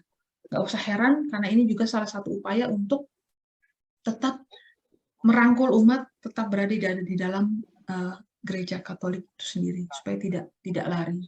Seperti itu. Itu situasinya demikian, Pak Saka. Ya, terima kasih Suster Bena. Boleh nggak saya bertanya sedikit lagi? Saya nggak tahu waktunya tersedia ya. Begini, saya mengikuti kuliah-kuliah dari Profesor Ron Williams. Ya, mungkin Suster pasti tahu deh, ya toh. Beliau adalah tokoh yang terkemuka, tapi tentu bukan dari agama Katolik, tetapi dari agama Kristen Anglikan. Ya. Dan beliau adalah mantan Archbishop dari Canterbury, yang terkenal itu kan. Kita tahu terkenal. Kuliahnya bagus sekali. Kalau menurut saya, beliau mensitir banyak sekali pemikiran-pemikiran Santo Agustinus. Sebab kalau kita melihat agama Anglikan ini dengan Katolik ini bedanya tidak terlalu jauh sebenarnya ya, dalam tanda petik. Suster Bena lebih tahu dari saya tentunya. Beliau mensitir begitu banyak pemikiran Santo Agustinus, walaupun pemikiran itu kan pemikiran sudah beberapa ratus tahun yang lalu. Tapi diolah sedemikian rupa sehingga bisa mendapatkan semacam pengertian yang cukup baik ya untuk generasi-generasi baru yang sekarang. Nah, saya tertarik demikian, saya terpikir apakah sebenarnya kasanah ya, agama Katolik ini kaya sekali dengan kasanah, ya, dengan buku-buku, pemikiran-pemikiran selama ratusan tahun ya kalau saya lihat. Dan apa namanya, kalau kita melihat ensiklik begitu bagus ya, diterbitkan oleh Paus dari waktu ke waktu dengan melihat zaman perkembangan yang ada. Nah, kenapa nggak digali ya semuanya itu begitu mendalam, digali kemudian juga secara ilmiah dalam tanda petik ya, supaya kita semua ini bisa mendekati umat atau calon umat sedemikian rupa sehingga mereka itu merasakan bahwa di samping aspek yang sifatnya rasional dalam berpikir, harus juga ada aspek yang sifatnya metafisis ya, atau metafisika. Ya, saya kira Suster Bena banyak belajar di Sekolah Tinggi Filsafat Driarkara untuk itu. Dan itu diterjemahkan pemikiran metafisis ini ke dalam pola pemikiran yang lebih bernuansa logika. Ya, sebab mereka kan terpapar dengan pendekatan sekuler yang cukup besar ya, cukup deras gitu. Nah, apakah ada arah ke sana, rencana ke sana, sintesa, sinergi ke sana? Nah, saya yang tidak tahu nih, kepingin tanya juga ke Suster Bena, karena pemaparan dan kuliah Suster Bena ini agak bagus ini. Saya kagum loh, terus terang. Saya ikuti dari tadi ini, saya kagum. Ya, jujur saya kagum. Sebagai orang yang sudah tua ini, saya kagum sekali. Hebat dan pintar Suster Bena ini. Silakan, Suster. Saya tidak terlalu banyak tahu bagaimana, tapi bahwa yang jelas kalau gereja Katolik di Eropa ini sendiri memang sejauh yang saya tahu memberi ruang yang begitu luas, baik bagi umat ataupun bagi para imam dalam melakukan praktek-praktek peribadatan, ya. Jadi sangat-sangat terbuka karena kembali lagi bahwa memang gereja Katolik itu kan adalah gereja yang universal, ya. Gereja Katolik itu kan artinya gereja yang terbuka pada berbagai macam perbedaan itu. Jadi tentu bagi kita yang umat Katolik di Indonesia tidak terlalu sulit untuk memahami hal tersebut karena kita sejak lahir tumbuh kembang di Indonesia sudah terbiasa dengan prinsip Bhinneka Tunggal Ika, dengan perbedaan suku bangsa, bahasa, agama, kebudayaan, tetapi kita diajarkan sebagai satu bangsa. Nah, begitu juga gereja Katolik sebetulnya. Jadi kalau kita lihat kan pasti gaya peribadatan bagaimana umat Katolik di misalnya di Afrika, di Asia, Amerika, Eropa itu kan berbeda, ya.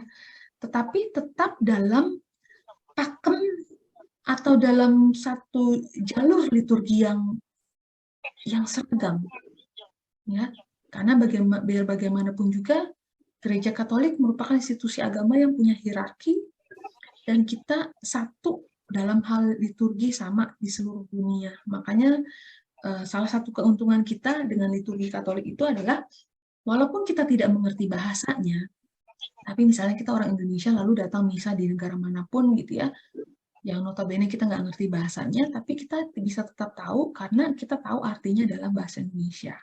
Nah, contoh misalnya kalau di Austria itu setiap minggu ke-3 Oktober nggak salah, itu ada World Mission Sonntag, itu minggu misi sedunia. Yang menarik dari perayaan Ekaristi tersebut adalah akan ada banyak kelompok dari berbagai negara atau dari berbagai bahasa yang akan ikut ambil bagian. Jadi misalnya, lagu Tuhan Kasihanilah Kami dinyanyikan dengan gaya Afrika oleh mereka yang berasal dari negara mana yang ada di Afrika. Lalu pada bagian misalnya Bapak Kami oleh komunitas Indonesia, misalnya seperti itu. Nah, dalam perayaan Ekaristi tersebut kita bisa menemukan bagaimana beragamnya tradisi Katolik itu dari berbagai belahan dunia yang berbeda. Bagi saya menarik ketika saya melihat misalnya orang-orang dari salah satu negara di Afrika gitu ya, ketika mereka menyanyikan salah satu ordinarium, mereka membawa alat-alat musik tradisional, kemudian juga dengan gaya khasnya, gaya Afrikanya itu sambil berjoget gitu, tapi itu menjadi sesuatu yang sangat menarik sekali. Sementara yang kalau dari Indonesia lebih cenderung lebih tenang gitu ya. Sementara nanti dari negara lain mana. Nah, hal-hal seperti itu menjadi bagian yang juga kalau oleh umat Katolik di Eropa itu menjadi sesuatu yang diminati dengan keberagaman tersebut. Nah, kita sebetulnya sebagai umat Katolik juga diajak untuk menerima berbagai perbedaan tersebut. Gitu.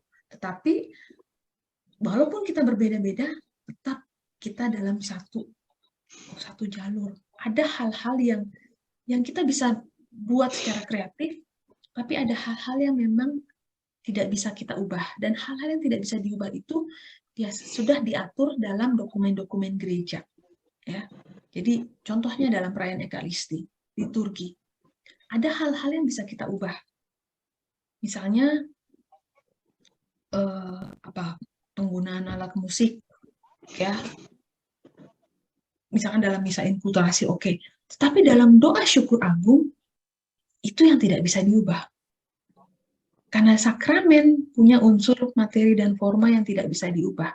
Maka doa syukur agung yang dilakukan oleh romo, oleh imam, itu tidak bisa diubah begitu saja, karena itu akan menyangkut dengan keabsahan sakramen tersebut, bagaimana roti dan anggur berubah menjadi tubuh dan darah Kristus lewat peristiwa konsekrasi.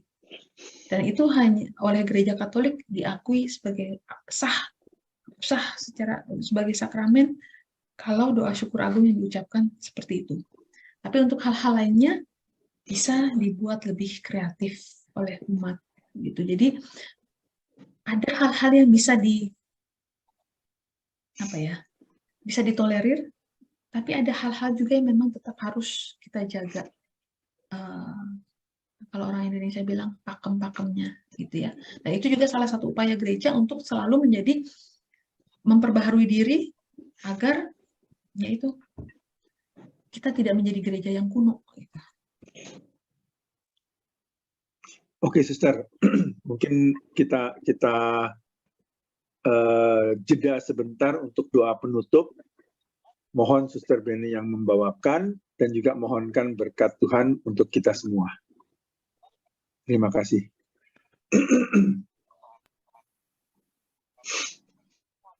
Oh ya, sebelumnya mungkin saya sedikit pengumuman dulu. Kita akan bertemu lagi Selasa 26 September jam 7 malam waktu Jakarta. Tema dan siapa yang akan menyampaikan renungan masih dalam proses. Tapi mohon Bapak Ibu yang baru kali ini bergabung bisa mencatat nomor WA 0812 920 1688 sebagai nomor kontak dengan kami di Lux Veritatis. Sehingga nanti bisa ber-WA dan kami akan selalu mengirim link dari pertemuan kita. Nanti ini akan saya tayangkan lagi setelah doa dari Suster Bena. Silakan, Suster.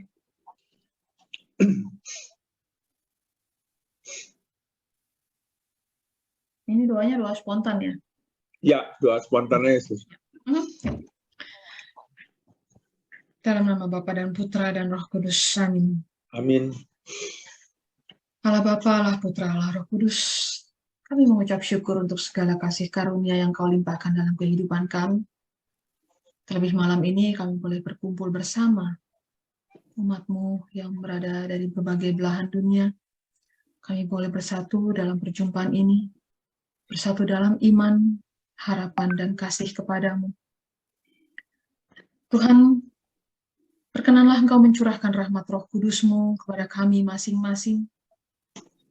Kiranya iman kami dari hari ke hari semakin Kau kuatkan, semakin Kau teguhkan, agar kami pun mampu jadi Petrus-Petrus dimanapun kami berada. Kami percaya Tuhan, bahwa Engkaulah satu-satunya juru selamat kami, Engkaulah satu-satunya sumber kekuatan hidup kami, yang memampukan kami untuk menjalani kehidupan ini. Tumbuhkanlah senantiasa harapan dalam diri kami, ya Tuhan. Harapan kepadamu, bahwa kami akan memiliki kehidupan yang baik, bahwa kami juga mampu untuk membawa kebaikan bagi sesama yang ada di sekitar kami. Tumbuhkanlah senantiasa kasih di antara kami, ya Tuhan. Kiranya kehadiran kami pun boleh menjadi perantara kasih-Mu untuk setiap orang yang kami jumpai. Biarlah setiap orang yang berjumpa dengan kami juga boleh melihat kebaikan-Mu, dan biarkanlah kami juga melihat kebaikan-Mu dalam wajah setiap orang yang kami jumpai. Tuhan, sertailah perjalanan hidup kami, agar kami mampu menjadi batu karang yang teguh, di dalam kehidupan dunia yang semakin penuh tantangan ini. Jangan biarkan kami menjadi batu kerikil yang mudah rapuh, tertiup angin, bahkan hancur ketika terinjak. Tapi mampukanlah kami untuk semakin teguh dari hari ke hari dan menjadi batu karang, agar kami pun layak untuk Kau sebut sebagai pengikut-Mu. Berkatilah istirahat tidur kami malam ini ya Tuhan. Kiranya dalam istirahat ini Kau teguhkan senantiasa, Kau lindungi kami, Kau jaga kami. Berkatilah pula ya Tuhan mereka semua yang tidak punya tempat tinggal. Kiranya malam ini mereka juga boleh menemukan tempat untuk beristirahat. Kami persembahkan hidup kami kepadamu ya Tuhan. Perkenankanlah kami melakukan apapun demi kemuliaan nama-Mu, kini dan sepanjang segala masa. Amin. Tuhan beserta kita, Sekarang dan selama-lamanya. Semoga Allah Bapa yang Maha Kuasa senantiasa melindungi, memberkati, usaha, kerjaan, keluarga, mengaruniakan kita rahmat kesehatan, perlindungan. Dan semoga perjalanan hidup kita senantiasa diberkati oleh Allah Bapa yang Maha Kuasa, dalam nama Bapa dan Putra dan Roh Kudus. Amin. Terima kasih, Sister Bena. Terima kasih, Suster. Terima kasih, Sister Bena. Bapak Ibu sekalian, kita masih punya 15 menit, 16 menit. Kalau yang mau live dipersilahkan, tapi kalau yang mau berbincang, Sister Bena masih ada 15 menit. Silakan. Pak, saya boleh ya Pak ya? Saya Silakan Anjir. langsung. Suster Haryadi, kita foto sama-sama sebentar ya. Oh ya, ini Boleh? dibikin Minta, ini dulu, minta dibuka kameranya dan dibikin apa? Oke, siap. Kamera nomor 1. Oke. Kamera 2 tolong dibuka ya. Pada ketutup semua ini. Oke, thank you. 2.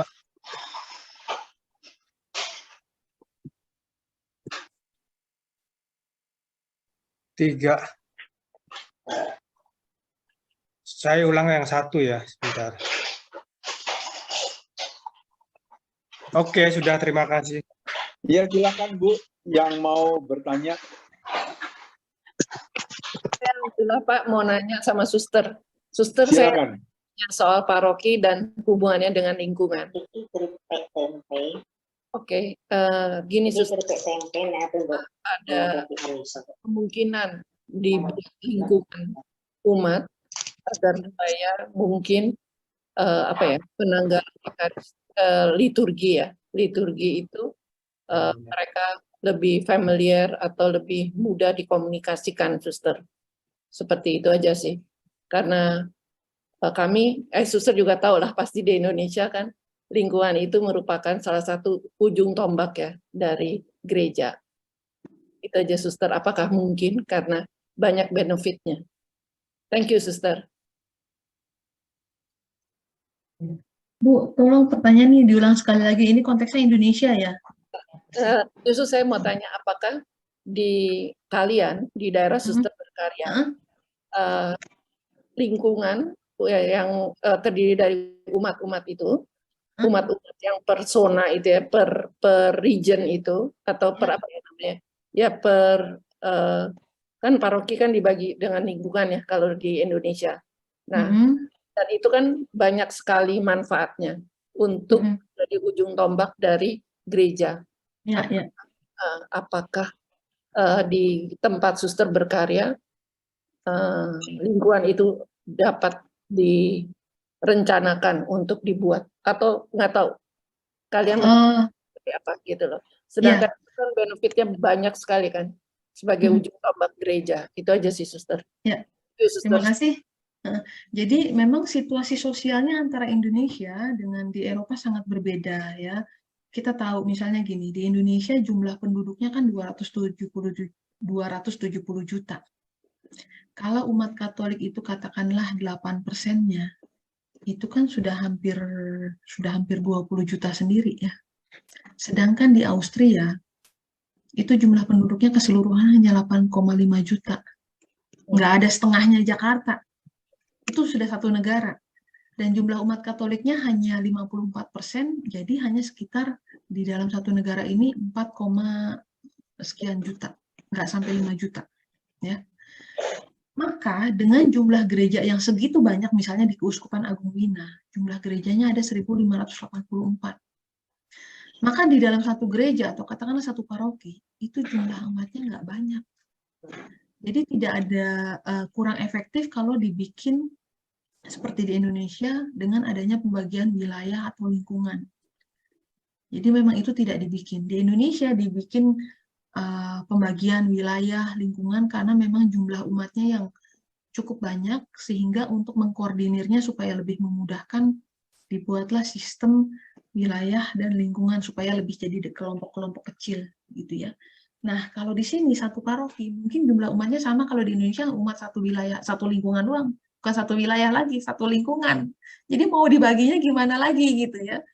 Itu situasi yang tidak bisa dipungkiri. Jadi memang kalau di sini nggak ada tuh yang namanya pembagian wilayah atau lingkungan, ya langsung memang ada dewan paroki seperti itu.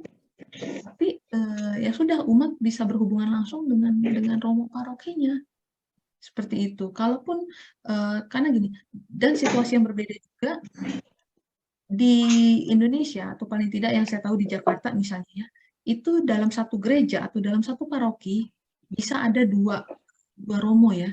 Bahkan kadang ada paroki-paroki tertentu yang punya 3 romo sekaligus ya. Memang satu sebagai romo pastor parokinya, lalu yang kedua lagi sebagai istilahnya apa sih kalau di Indonesia? Rekanan. Atau rekan. Rekanan. Nah, situasi itu berbanding terbalik dengan situasi di sini. Di sini satu romo itu bisa megang 3 sampai 5 gereja sekaligus. Ya. Itu situasi yang agak berbeda. Jadi memang di sini kalau misalkan umatnya misalnya butuh pendampingan, butuh apa ya, dia akan langsung menghubungi pastor parokinya. Lalu kalau pastor paroki ini yang seorang diri dan dia harus menangani 5 gereja sekaligus, maka ada posisi-posisi yang namanya pastoral asisten. Dan itu kerjaan yang saya lakukan. Jadi sebagai dalam tanda kutip wakil pastor, atau seperti kalau di Indonesia pastor rekan seperti itu. Tapi karena saya perempuan, maka saya tidak punya wewenang untuk bisa memimpin ekaristi. Itu saja bedanya. Tetapi untuk pelayanan-pelayanan lainnya, misalnya umat mau konsultasi, misalnya pendampingan untuk beberapa kelompok kategorial, itu bisa saya lakukan sebagai tugas untuk membantu tugas dari pastor paroki. Jadi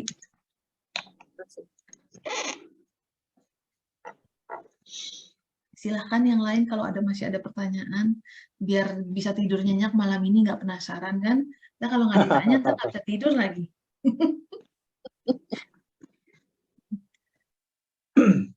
Silakan Bapak Ibu.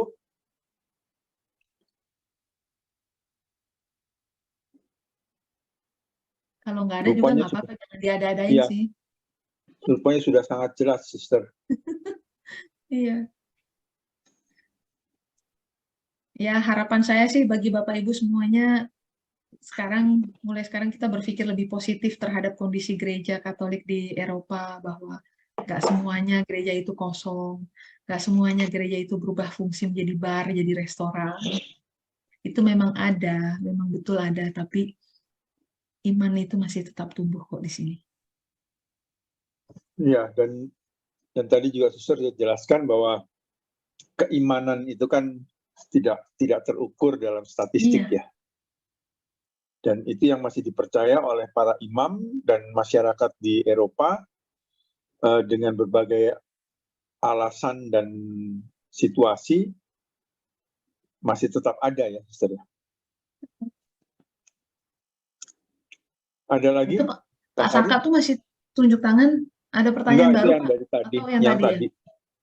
Tapi kalau Pak Saka mau tanya lagi boleh, Pak. Kita menikmati pertanyaan Pak Saka. Terima kasih karena boleh bertanya lagi. Sudah yang ketiga ini, mohon maaf. Karena Iya. merasa bahwa bagus ini presentasinya, Suster Ben. Ada beberapa gereja di Eropa itu kan sudah beralih fungsi. Ya, kita sudah kenal semua, tadi sudah disampaikan, ke dalam fungsi-fungsi yang berbeda dari tujuan dibangunnya gereja dari awal. Nah, apakah tidak terpikir di sana untuk membuat suatu perencanaan dengan bergabung ya satu sama lain untuk membeli kembali gereja-gereja itu, untuk memfungsikan kembali gereja itu menjadi gereja yang seperti semula, yang tentu membutuhkan biaya, tentu membutuhkan banyak sarana ya tahu untuk mencapai sasaran itu. Tapi kalau ada pemikiran, strategi dan rencana, itu lebih baik daripada tidak ada sama sekali ya. Nah, bagaimana? Ya, begini Pak. Kalau gereja Katolik terpikir untuk membeli lagi gereja tersebut, sementara masih banyak gereja-gereja lain yang harus dikelola. Jadi artinya kalau misalkan contoh tadi ya, di Belanda ada, di keseluruhan Belanda ada 1.300 gereja. Kalau hanya terjual 10 gereja, daripada kita membeli lagi yang 10 gereja itu, kenapa kita nggak fokus pada sisa yang 1.290 gerejanya itu. Itu satu. Yang kedua, kita perlu mencermati latar belakang kenapa sampai gereja itu akhirnya dijual dan dijadikan tempat penyulingan bir. Salah satu contoh yang tadi saya tulis di artikel di Majalah Hidup tentang gereja Jopen di Haarlem, Belanda. Itu ada satu alasan penting, alasan ekonomis, supaya membantu masyarakat di sana untuk bisa punya penghasilan. Jadi ada alasan kemanusiaan bahwa sampai gedung gereja tersebut dijual, supaya masyarakat di situ bisa tetap produktif dan bisa sumber penghasilan. Kita tidak melihatnya sampai ke situ, bahwa inilah pengorbanan gereja dan merelakan satu gedungnya dijadikan tempat penyulingan bir agar bisa menghidupi banyak keluarga yang tinggal di situ. Kita hanya melihatnya, aduh sayang banget gereja jadi bar, aduh sayang banget gereja jadi restoran. Kita nggak tahu latar belakangnya. Kalau kita tahu latar belakangnya, bahwa ada alasan kemanusiaan di situ, supaya mereka bisa bertahan hidup, harusnya kita bangga bahwa kita bisa menjadi gereja yang betul-betul hidup, gereja yang betul-betul berkorban. Karena yang kita korbankan hanya gedung, Pak, gedung gerejanya, bukan iman kita yang kita korbankan. Sayangnya kita kadangkala terjebak mengukur keimanan itu dengan hilangnya satu bangunan gereja. Gitu. Ya, Nanti betul kalau juga, Suster. penasaran bagaimana kisahnya, bisa dicari di hidupkatolik.com, cari aja, klik Bene Xavier, itu nanti keluar semua tulisan saya, bagaimana saya menjelaskan secara detail latar belakang kenapa sampai gereja itu akhirnya dijadikan tempat penyulingan bir. Iya, saya Alasan kira kasih. iya betul itu alasan itu, dan apa yang Suster ceritakan memang mempunyai latar belakang yang bersifat humanistik ya. Nah, tetapi kan aspek public relations ini perlu ya, di mana kalau kita lihat supaya jangan sampai gereja menjadi penyulingan bir dan lain sebagainya, aspek public relations-nya ya, citra publiknya ini. Nah, ini yang saya kira, entahlah, saya nggak tahu, cuma pemikiran aja, harus dikelola dengan baik kalau menurut saya. Ya, Iya. carikan jalan keluar yang lain. Nah, coba, saya nggak tahu persis lah. Silakan. Problemnya begini, Pak. Bagi masyarakat Indonesia, dalam kacamata Indonesia, bir adalah suatu minuman yang buruk, yang membawa kemabukan.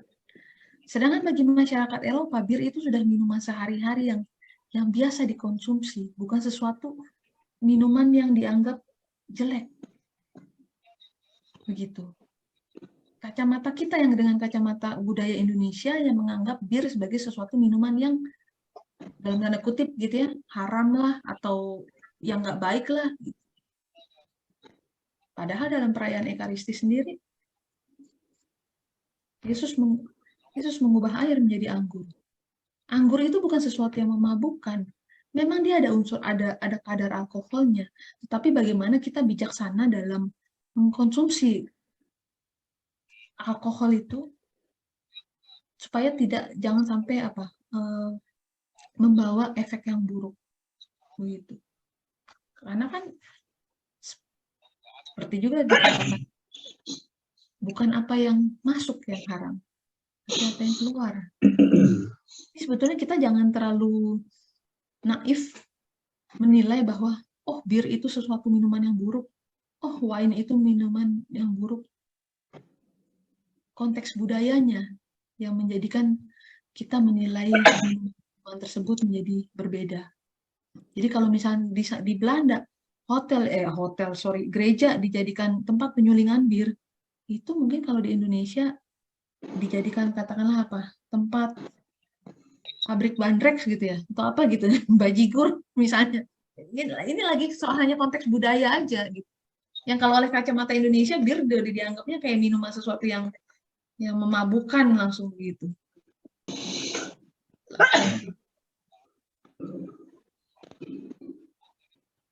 Oke, Kak Vita mau share something? Terima kasih.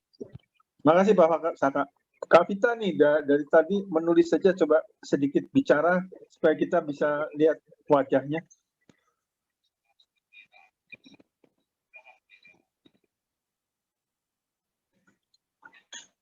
Oke, kalau sudah cukup, gimana? Kalau sudah cukup, kita masih 1 menit. Kami mengucapkan terima kasih banyak untuk sharing Suster Bene yang buat kami mencerahkan sekali, menjelaskan sisi-sisi yang kami tidak pernah dengar dan tidak pernah terpikir. Termasuk tadi perubahan menjadi penyulingan bir itu ternyata punya nilai kemanusiaan. Ya, artinya kita akan harus menjadi lebih bijak di kemudian hari dalam menyaring informasi yang kita terima dari berbagai sumber. Dan Suster Bene juga pernah bilang bahwa ya semua membutuhkan branding, semua membutuhkan eye catching, sehingga judul-judul dalam berita pun selalu dicari yang membuat lebih banyak pembaca dan pengikut. Baik, ada dari Suster, ada lagi yang mau disampaikan sebagai penutup? Enggak sih, saya cuma heran kok nggak ada yang nanya kenapa saya nggak Ya, saya tanya Suster, boleh saya tanya? Iya, Silakan. Ya, Suster, ini sampai pertanyaan. jam 12 juga boleh. Ini pertanyaan penasaran aja, Suster. Iya. Suster mengatakan pesta kelahiran Santa Perawan Maria dirayakan hari ini. Padahal di Indonesia ini dirayakan hari Jumat 8 September. Pesta nama Maria, Pak. Kalau kelahiran Maria 8 September, betul? Oh tapi iya. Hari ini 12 September adalah pesta nama Maria. Oh. Tapi di kalender liturgi di sini hari biasa aja ya. Oh. Nggak ada pesta. Kalau di yang hari Jumat kan dikatakan bahwa itu pesta kelahiran Santa Perawan Maria.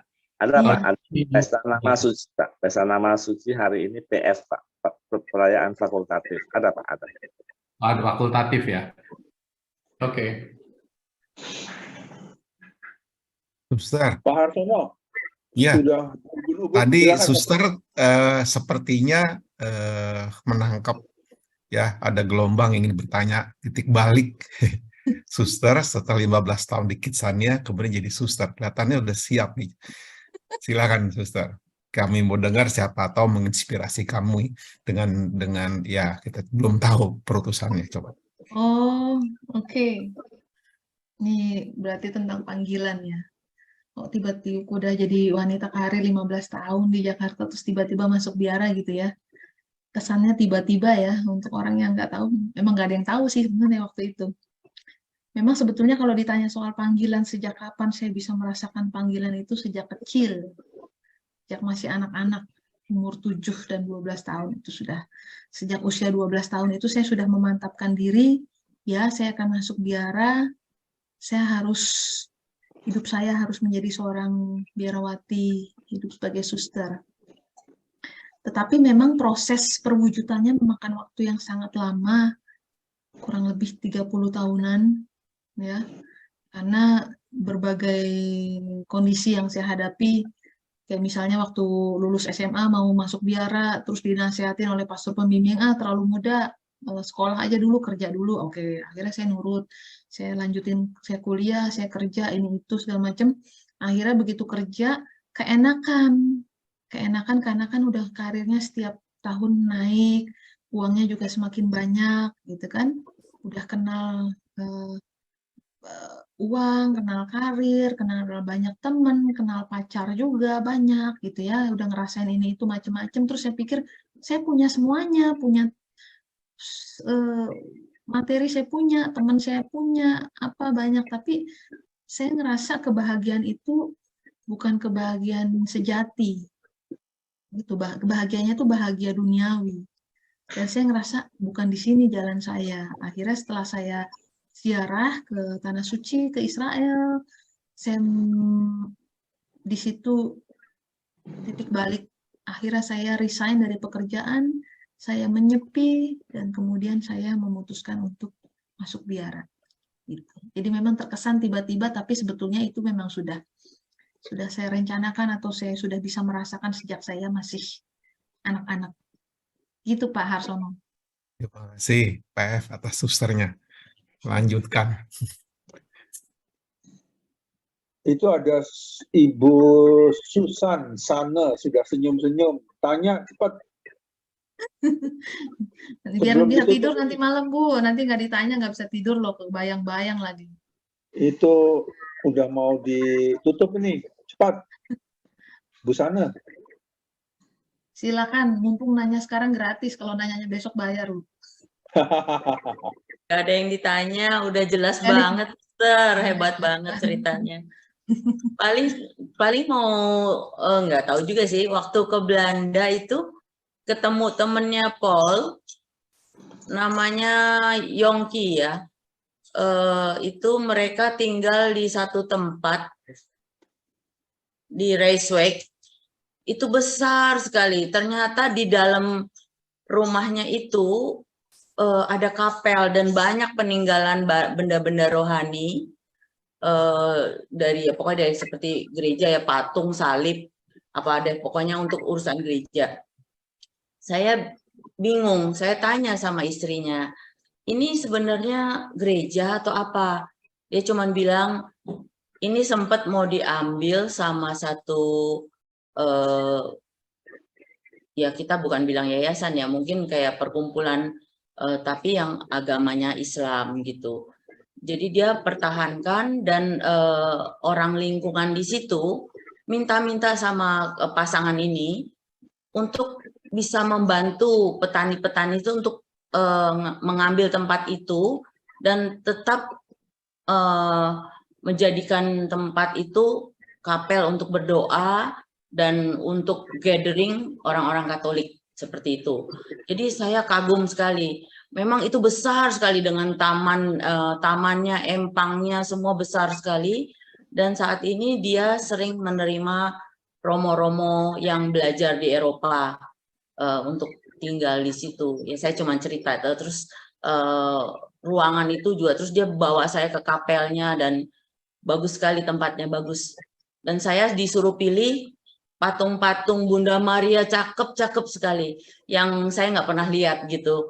Dia bilang silahkan pilih, tapi saya nggak bisa bawa pulang gitu suster. Jadi saya tuh serasa ingin kembali dan ingin mengambil beberapa koleksi yang dia bilang itu udah lama sekali, dari entah ada yang abad 18, ada yang apa, bagus-bagus suster. Ya cuman saya mau sharing seperti itu. Namanya apa ya Pak? Don Bosco.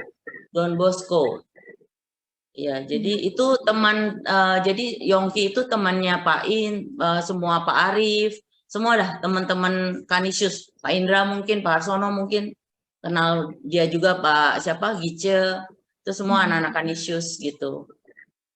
Jadi saya cuman menceritakan itu bahwa semua orang lingkungan di situ termasuk petani masih ingin mempertahankan tempat itu. Saya senang sih dengarnya, Suster. Ya gitu aja sih. Cuman mau sharing. Di Belanda, di Amsterdam ya, kita tahu ya bagaimana sekularnya kehidupan di Amsterdam ya. Kita tahu di sana bahwa banyak sekali toko-toko yang menjual misalnya ganja, terus apa hal-hal yang berkaitan dengan seksualitas di sana kan sangat-sangat terbuka ya. Mungkin kita akan berpikir Amsterdam itu kota yang sudah sangat-sangat sekular ya. Tetapi kalau kita menjelajah masuk ke pelosok-pelosok di kota Amsterdam itu, masih banyak gereja yang menyimpan unsur sejarah, bahkan masih ada tempat ziarah di situ. Saya pernah menulis untuk majalah Hidup, bisa dicari juga di hidupkatolik.com. Saya menulis artikel dengan judul Mencari Altar di Antara Deretan Bar. Oke. Nah, itu Majalah Hidup pengalaman tahun berapa, saya. Suster? Tulis aja begitu, tulis aja di hidupkatolik.com, klik Bene Xavier atau misalkan mencari altar gitu, nanti Oke. pasti keluar gitu. Nah, di situ saya menceritakan pengalaman saya ketika saya berada di Amsterdam, yang saya pikir kota ini sudah sebegitu sekulernya, dengan banyaknya orang-orang yang memilih menjadi ateis, dengan begitu bebasnya kehidupan di sana, tapi ternyata hal-hal yang rohani itu pun masih ada di situ.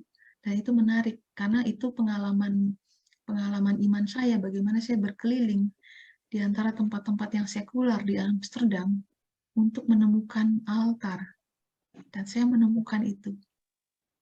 Jadi artikel itu saya beri judul Mencari Altar di Antara Deretan Bar. Bagus sekali judulnya.